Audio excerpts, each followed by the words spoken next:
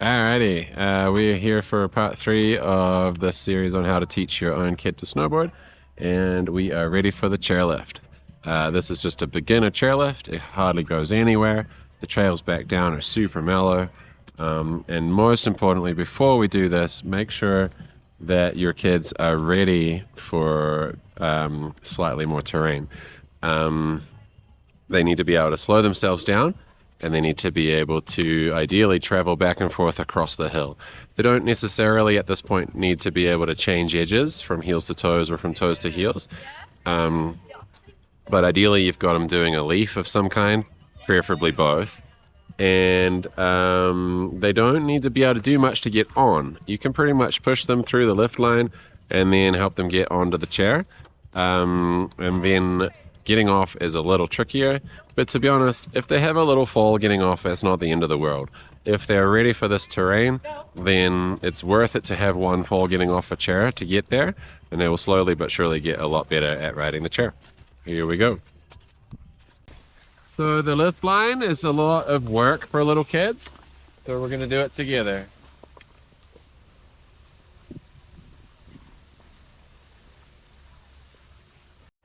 It's like not allowed. You can pack out. That's a good idea. Okay, buddy.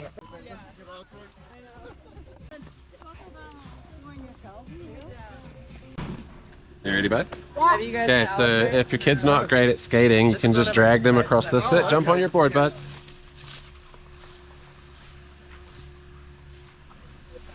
Okay, stop there. And then all they gotta do is sit down. Ready, bud? Can you help me get off with one like that? Yeah, I can help you. Then pull the bar down. And off we go. Now he can hook his board over the top of his other foot so that it's not just hanging off of one leg. And when we get to the top, we're just going to try to go pretty much straight. And then I'm going to just grab him by the shoulders and we'll do a little heel edge slow down. And then we're good. So if you're doing this with your kid and you're on skis, then maybe just be on whichever side of them is their back side when they get up. And that way you can kind of help hold them up a little bit. Same deal for snowboard, I guess. It doesn't really matter, to be honest. If I was a goofy rider and I sat on that side of him, then on the way off the chair I could kind of hold his hands. So there's a few different ways you can pull this off. The first couple of times we did this, we actually just strapped him in on here and just kind of, that helped. Like, I'm still going to help kind of steer him as we get off, but it meant that he didn't have to deal with his back foot falling off the board or anything like that. But to be honest, sooner or later they have to get the hang of it. So we're going to do this one-footed and see how we go. You ready, bud?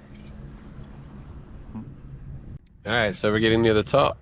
There's no rush lifting the bar. We're going to wait till we're pretty much just about to get up to raise the bar. And then the main thing I'm going to do after he stands up off the chair is I'm just going to kind of put my hand under his back armpit of his back shoulder. Most kids, when they're getting off a chairlift for the first few times, they get tail heavy. They kind of instinctively like lean away from the gaining speed, and then their back foot slips. So if you're going to be supporting him anywhere, it's probably going to be under his back arm, which in this case is his right arm. So here we go.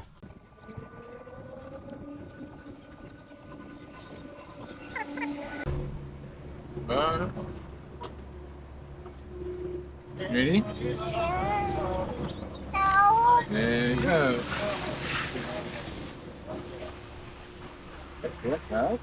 Got it. Yeah. Little sit down doesn't count as falling. When you get off, there's normally more slope you can use to practice this again, okay? So I'm going to let you slide this bit by yourself, buddy. Are you ready? A little bit of heels. Nice. Yeah, bud. Whoa.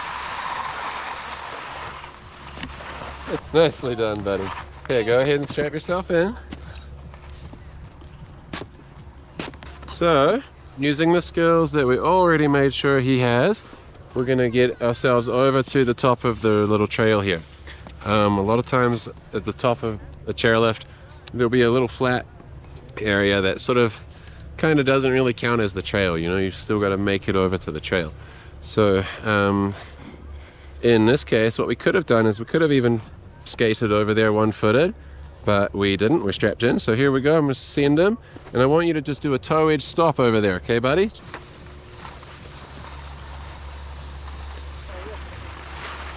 Okay, toe edge, nice. So if we wanted to at this point, we could do more laps or get some more mileage on just a floating leaf. So I think that's what we're going to do initially, so we can really make sure that he is able to go back and forth all the way, kind of almost the full width of the trail, and control speed and direction. Okay, so I'm going to do it with him initially. Go this way on your front leg. Hey, Mom. Straight down. Hold on, look better. And use your heels. Leg first. Good. Eyes up, looking where you're going. Always need to be looking where we're going. Whoa, not too much, buddy. Whoa. So you can see, like, sometimes, you know, things go wrong, but it doesn't have to be a super horrible big crash, all right? So let's get you back up, and we'll go. This time I'll send you by yourself across the hill, okay? Ready?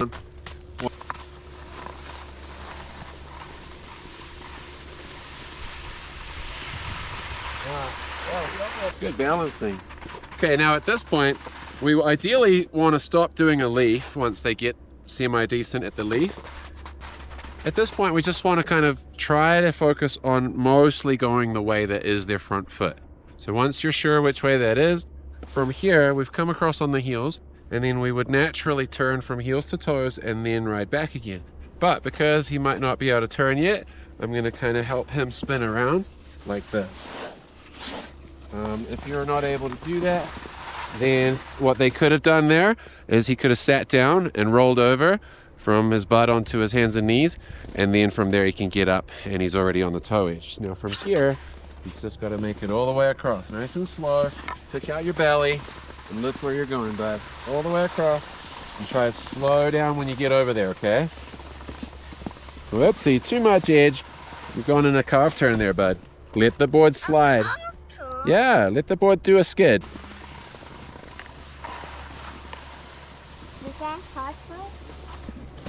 So, we're just gonna kind of get a little bit more mileage on the same concept.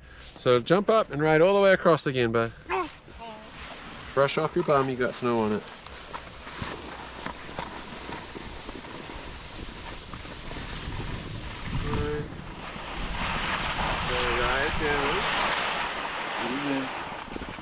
Okay, now around me. Look where you're going, not at your feet. Yeah, but look where you're going, not at your feet, please. Good.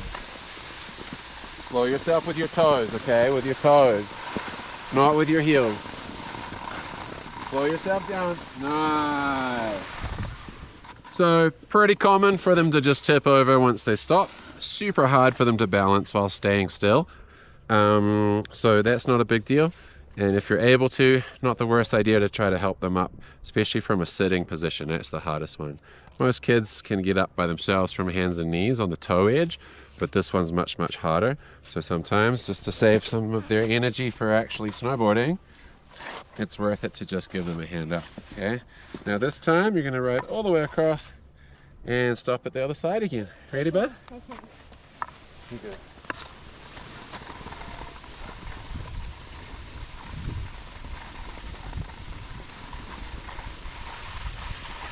One of the next things that you're going to want to work on before you start initiating edge change from one edge to the other is called a Garland turn. Ready? So I'm going to start on the toes, going across. Then I'm going to let the board point down a little bit and then go back across. So I'm going to gain speed and slow back down a few times on my toe edge. Nose heavy. Let go.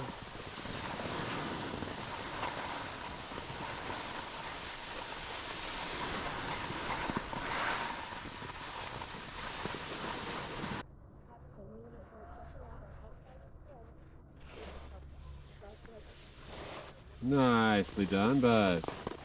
And then we're going to do the same thing on your heel edge. Okay, and you're just going to go across a little, and then down a bit, and then back across. Keep doing that. Down a bit, across. Down a bit.